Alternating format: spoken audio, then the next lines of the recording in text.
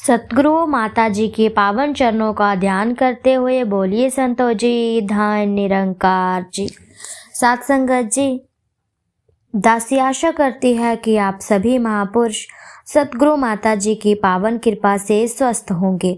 आज दासी आप जी के सामने फिर से एक नई प्रेरणादायक कहानी लेकर के आई है।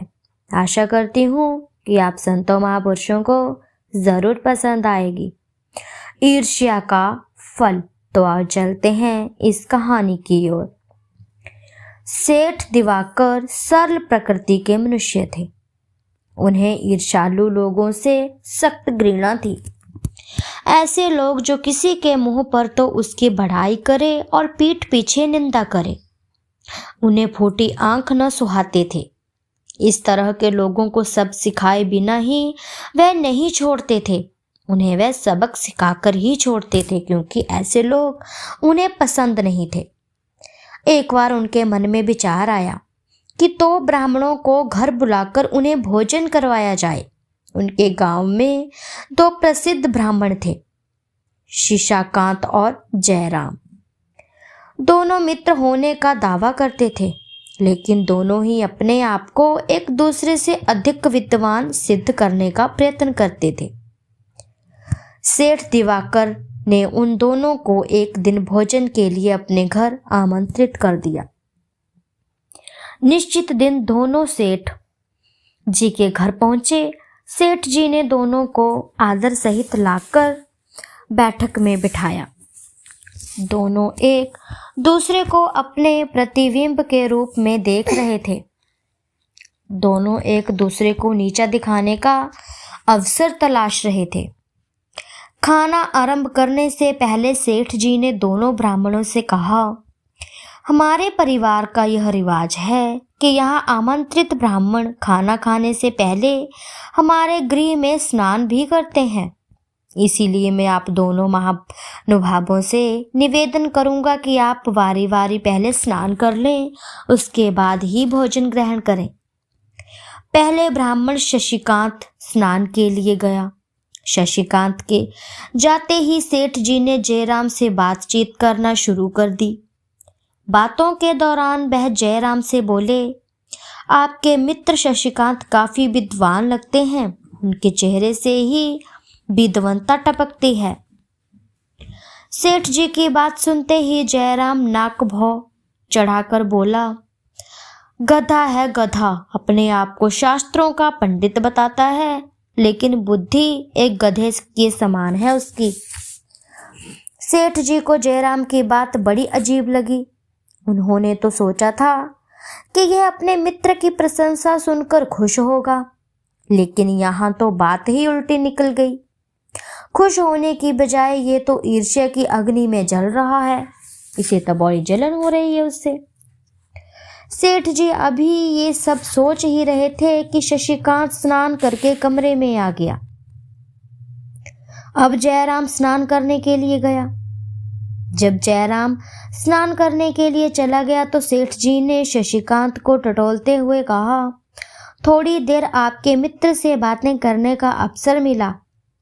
काफी विद्वान मालूम होते हैं, शास्त्रों की काफी जानकारी है आपके मित्र को। सेठ जी को जयराम की प्रशंसा करते हुए शशिकांत उत्तेजित तो उठा।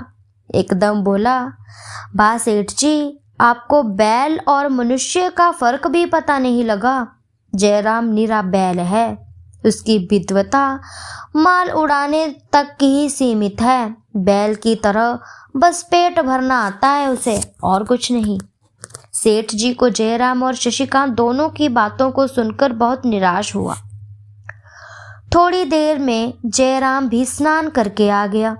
सेठ जी ने मन ही मन कुछ निश्चय किया था और रसोई घर में चले गए। कुछ समय पश्चात उन्होंने बैठक में आकर दोनों ब्राह्मणों को भोजन करने के लिए साथ वाले कमरे में चलने के लिए कहा। दोनों बड़ी शान से चलते हुए साथ वाले कमरे में पहुंचे। वहां दो आसनों के सामने दो खाली थालियां पड़ी हुई थी। दोनों ब्राह्मण एक एक आसन पर बैठ गए तो सेठ जी ने नौकरों को खाना परोसने के लिए कह दिया। आदेश सुनते ही दो नौकर दो ढकी हुई तरातरियां लेकर ब्राह्मणों के सामने आए। दूसरे ही क्षण दोनों ने जयराम और शशिकांत की थालियों में लाया हुआ सामान परोस दिया। जैसे ही ब्राह्मणों ने अपनी अपनी थाली में परोसा हुआ सामान देखा तो वे आग बबूला हो गए। दोनों एक साथ बोले, घर बुलाकर हमारा अपमान करने का मतलब? हुआ वास्तव में यह था कि सेठ जी के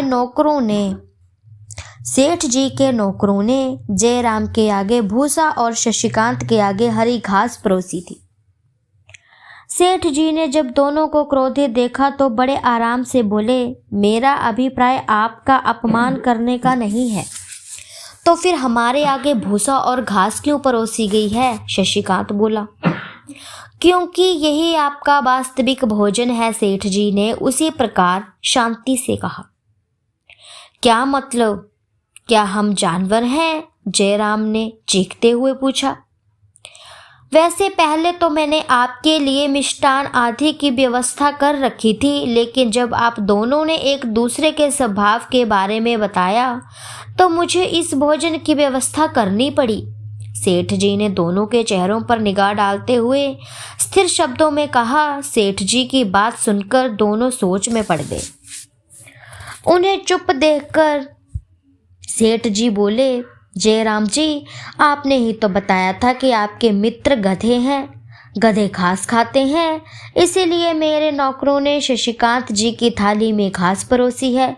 और शशिकांत जी, आपने यह बताया था कि आपके मित्र बैल हैं, तो बैल भूसा खाते हैं, इसीलिए जयराम जी को भूसा परोसा गया।